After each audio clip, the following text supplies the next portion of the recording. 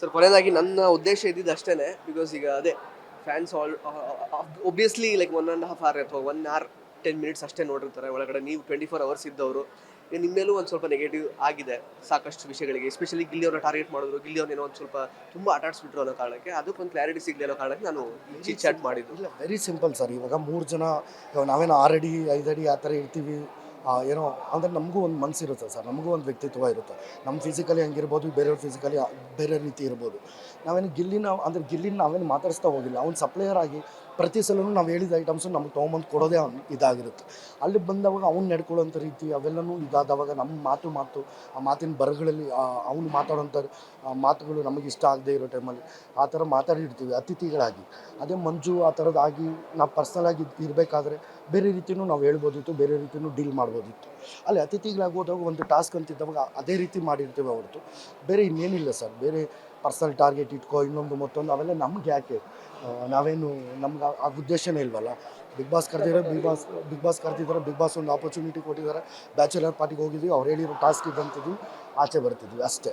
ಅಷ್ಟು ಬಿಟ್ಟರೆ ಇನ್ನೆಂತ ಇದೆ ಅದರಲ್ಲಿ ಇನ್ನೆಂತನೂ ಇಲ್ವಲ್ಲ. ಯಾಕಂದ್ರೆ ರಜತ್ ಇವಾಗ ಫುಲ್ ಕ್ಲೋಸ್ ಫ್ರೆಂಡ್ ಆಗಿ ಅವ್ರ ಜೊತೆಗೆ ನಗಾಡ್ಕೊಂಡು ಆರಾಮಾಗಿದ್ದಾರೆ ಸರ್. ಅಷ್ಟೇ ಅಲ್ವಾ ಸರ್, ಇವಾಗ ಪ್ರತಿಯೊಬ್ಬ ಮನುಷ್ಯನಿಗೂ ಒಂದು ಹತ್ರ ಇದ್ದು ನೋಡಿ ಮಾತಾಡಿದ್ರೆ ಅರ್ಥ ಆಗ್ತಾನೆ ಸರ್. ದೂರದಿಂದ ನಿಂತ್ಕೊಂಡು ದೂರದಿಂದ ನೋಡಿದಾಗ ಈ ಮನುಷ್ಯ ಹಿಂಗೇನಾ ಹಾಗೇನಾ ಅಂತ ಅನಿಸುತ್ತೆ. ಪ್ರತಿಯೊಬ್ಬ ಮನುಷ್ಯನಿಗೂ ಹತ್ತಿರದಿಂದ ನೋಡಿದ್ರೆ ಅದು ಬೇರೆಯೇ ಅನಿಸುತ್ತೆ. 24 hours 1.5 hour ಏನು ಟೆಲಿಕಾಸ್ಟ್ ಆಗುತ್ತೋ, ಏನು ಮೀಮ್ಸ್ ಆಗುತ್ತೋ, ಏನು ಸೋಷಿಯಲ್ ಮೀಡ್ಯಾದಲ್ಲಿ ಒಂದೊಂದು ಕ್ಲಿಪ್ಪಿಂಗ್ ಹೋಗುತ್ತೋ ಅದರಲ್ಲೇ ಜನ ಡಿಸೈಡ್ ಮಾಡಿಬಿಡ್ತಾರೆ. ಬಟ್ ಅದು ತೊಂದರೆ ಇಲ್ಲ ಸರ್, ಯಾರು ಏನು ಡಿಸೈಡ್ ಮಾಡಿದ್ರು. ನಾನು ಹೇಳೋದು ಅಷ್ಟೇ, ಕೆಲವೊಂದು ಸತ್ಯಗಳು ಕೆಲವೊಂದು ರೀತಿಯಲ್ಲಿ ಸ್ವಲ್ಪ ನಿಧಾನ ಆಗ್ಬೋದು ಆಚೆ ಕಡೆ ಬರೋದು. ಅದು ಕಾಯಣಂತೆ ಅಲ್ವಾ.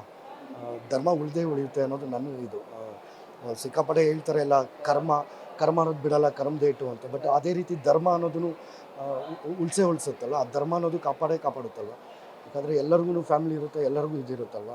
ಮಾತಾಡಲಿ ಎಲ್ಲರಿಗೂ ಸ್ಟ್ರೈಟಾಗಿ ಹೇಳಬೇಕು ಅಂತಂದರೆ ಇಲ್ಲಿದು ರಿಯಲ್ ಫೇಸ್ ಇನ್ನೂ ಆಚೆ ಬಂದುಬಿಡುತ್ತೆ ಅನ್ನೋ ಥರ ಹೇಳ್ತಿದ್ದೀರಾ ನೀವು, ಹೇಗೆ ಅಂತ? ಇದು ರಿಯಲ್ ಫೇಸು ಅಂತಂದ್ರೆ ಅವ್ನು ಇರಿಟೇಟ್ ಮಾಡೋದು, ಕೆಲವೊಂದೆಲ್ಲ ವಿಚಾರಗಳು ಕೆಲವೊಂದು ರೀತಿಯಲ್ಲಿ ಪರ್ಸ್ನಲಿ ಮಾತಾಡೋದು, ಪರ್ಸ್ನಲಿ ಇದನ್ನೋದೆಲ್ಲ ಒಂದು ಸುಮಾರು ಜನಕ್ಕೆ ಇವಾಗ ಆಚೆ ಬಂದು ಜಾನ್ವಿನೂ ಮಾತಾಡಿದ್ದಾಳೆ.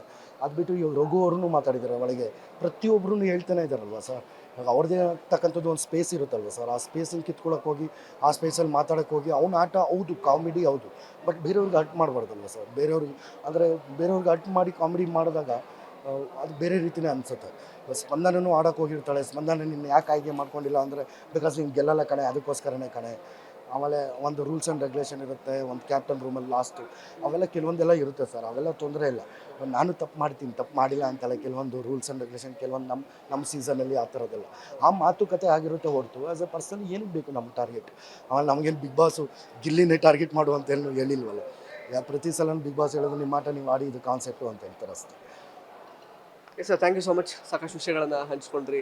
ಸೊ ಒಳ್ಳೇದಾಗಲಿ ನಿಮ್ಮ ಮುಂದಿನ ಜೀವನಕ್ಕೆ. ಸೊ ಮದುವೆ ಕರೀರಿ, ಬರ್ತೀವಿ. Thank you so much. Yes. So ಸ್ನೇಹಿತರೆ, ಇದಾಗಿತ್ತು ಮ್ಯಾಕ್ಸ್ ಮಂಜು ಅವರ ಮಾತುಗಳು. ಮತ್ತೆ ಭೇಟಿ ಆಗ್ತಾ ಇರೋಣ. ಧನ್ಯವಾದ. ಇಂಟ್ರೆಸ್ಟಿಂಗ್ ಮತ್ತು ಇನ್ಫಾರ್ಮೇಟಿವ್ ವಿಡಿಯೋಗಳನ್ನು ಮಿಸ್ ಮಾಡ್ಕೋಬೇಡಿ. ಈಗಲೇ ಸಬ್ಸ್ಕ್ರೈಬ್ ಮಾಡಿ.